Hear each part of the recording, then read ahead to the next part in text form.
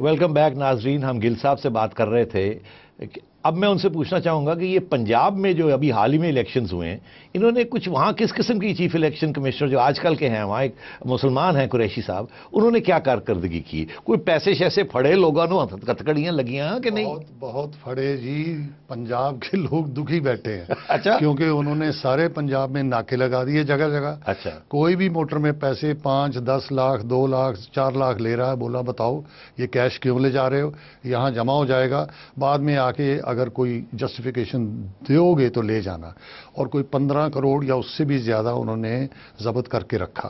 नहीं तो क्या आपके पास कोई पुलिस फोर्स भी होती है अपनी? वो हुक्म से वो लगवाते हैं। उन्होंने 7 दूसरे अफसर लगाए सिविल के, और नाके लगा के जो भी मोटर जा रही है इलेक्शन टाइम में, ये चैलेंज नहीं होती हाई कोर्ट में? चैलेंज नहीं हो सकता? कुछ नहीं चैलेंज होता, क्योंकि देश की उनके ऊपर तसल्ली है। देखिए, मैं एक चीज कहा करता था कि कमीशन की पावर उतनी है जब तक मेरे ऊपर देश के लोगों की कॉन्फिडेंस है और देश की प्रेस की कॉन्फिडेंस है।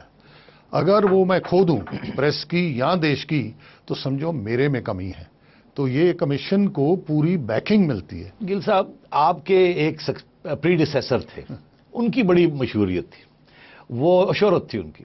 उनका नाम था सीशान साहब, TN सीशान साहब।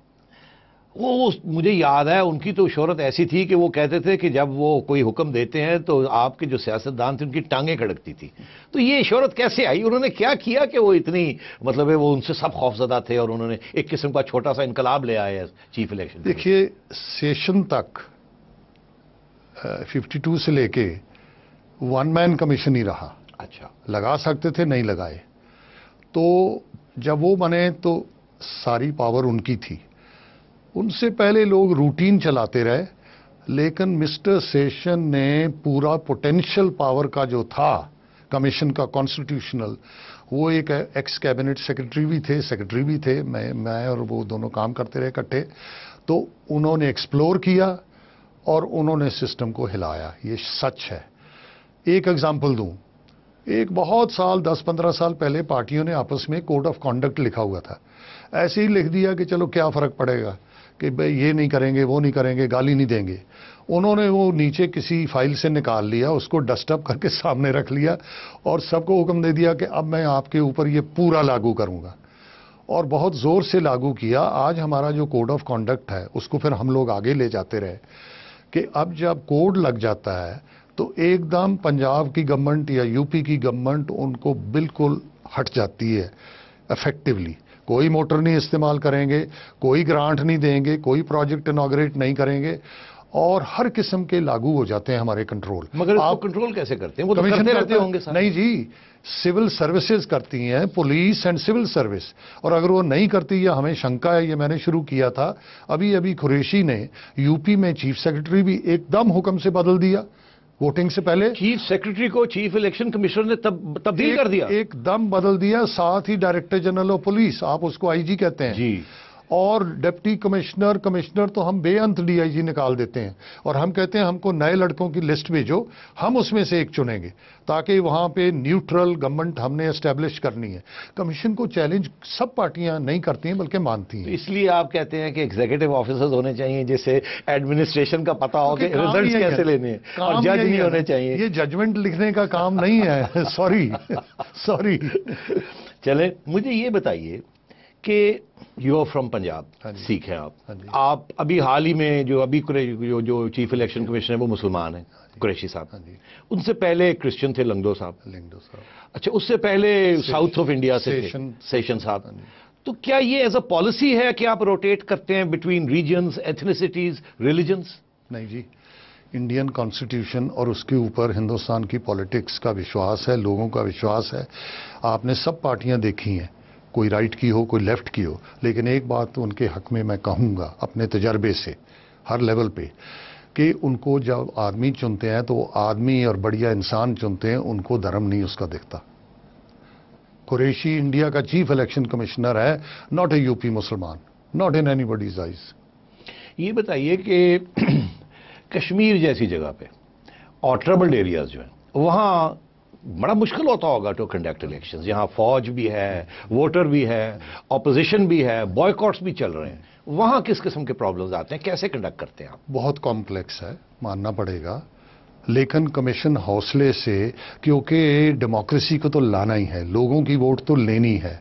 आपको पता पंजाब में भी जब मुश्किल आई थी, कई साल इलेक्शन नहीं हुई, तो आखिर में इलेक्शन करी तो हम दूसरे रास्ते पे आए और आज जोर से चल रहा है। तो उसके लिए जब मैं था तो हमने एक इलेक्शन गवर्नमेंट ने चाही, हमने कहा नहीं होने देंगे, समा सूटेबल नहीं है या कंडीशन सूटेबल नहीं है। उसके बाद लिंगडो ने बहुत जोरदार किया, एक इलेक्शन उसने करवाई, उसके बाद भी करवाते हैं। है बहुत कठिन काम, लेकिन कमीशन करता है और उनकी एक ही चीज़ के ऊपर उनकी ताकत है कि वो कोशिश करते हैं कि total integrity of the commission हो। तो ये मुझे बताइए कि इलेक्शन जो टर्नआउट है, एवरेज इंडिया, सारे इंडिया में नेशनल इलेक्शन के लिए कोई 70-80% टर्नआउट है। अब मैं जी पंजाब की एग्जांपल करता हूं कि आई एम पार्शल अभी 30 को हुई है। Can you believe it, 78 point some percent, 79% vote पड़ी है और औरतों की तो पड़ी है 85 से 87% तक भी।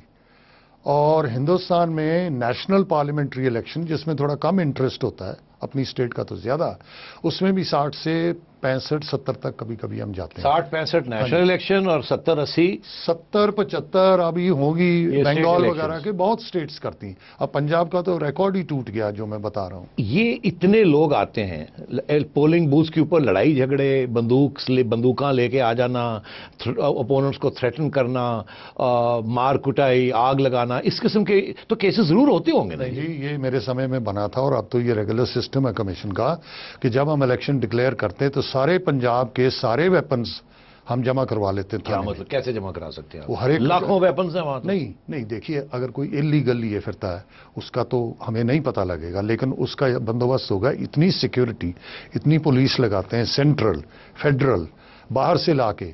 पंजाब में मैं ये करता था, मद्रास की ले आओ, बंगाल की ले आओ, पंजाब पुलिस को भेजा था मैंने, क्योंकि फोर्सेस बहुत चाहिए ना, तो कभी मिलते भी नहीं। तो पहले तो लाइसेंस्ड वेपन बहुत होते हैं, वो तो सारे हम जमा करवा लेते हैं। बाकी इतना, जैसे मैंने बताया, पैसे का होता है कि अगर कोई आदमी हथियार से चल रहा है, सवाल ही नहीं। और एक इस इलेक्शन में बड़ा बढ़िया काम करा है इन्होंने कि जब आप वोट डालने जाते, या तो ये पार्टी लेके जाती है आपको, या वो, हम ट्रांसपोर्ट तो बंद कर देते हैं, स्टेशन पब्लिक ट्रांसपोर्ट बंद कर देते हैं। स्टेशन इतने हैं, आप वोटर को कैरी नहीं कर सकते। फिर तो लोगों को खुद कैंडिडेट को लोगों को लाना पड़ेगा, लेकिन मगर वो आपके कानून कहता है कि इजाजत नहीं है उसकी। मैं बताता हूं ना, तो वो इतने पोलिंग स्टेशन है कि आपको पैदल चल के अंग्रेज की तरह नजदीक ही जाना है। अच्छा, उनको पार्टी से पूछना ही कुछ ना पड़े। इस दफा कुरैशी ने क्या करा है इन लोगों ने कि इन्होंने हर एक वोटर, आपके यहां 1000 वोट हैं बूथ के ऊपर, 1000 की अपनी पर्चियां बनाई कमीशन की, अपने अफसरों ने, उसके ऊपर सारा कुछ, ये आपकी वोट है, ये नंबर है, ये पोलिंग स्टेशन है। हर घर में हम दे आए 1 दिन 2 दिन वोट से पहले। इस दफा लोगों ने क्या किया, इसीलिए पंजाब में हैवी पोलिंग हुई कि वो किसी पार्टी की शक्ल देखने ही नहीं गए, न्यूट्रल रहे कि अंदर जाके जो करना करेंगे। सीधे स्टेशन पे गए, अंदर गए, बटन दबाया, वापस आ गए। नाजरीन, एक ब्रेक लेते हैं और आखिरी सेशन में मैं इनसे पूछूंगा कि ये इन्होंने जो इलेक्ट्रॉनिक मशीन्स इंस्टॉल की हैं, इसके ऊपर की कैसे इन्होंने कर दी। इतनी जहालत है, इतनी गुर्बत है, और फिर भी इलेक्ट्रॉनिक मशीन्स 12 लाख के करीब लगा दी हैं, वो कैसे ऑपरेट कर रही हैं, उसमें क्या प्रॉब्लम्स आ रहे हैं, क्या सहूलतें हैं। तो स्टे विद अस प्लीज।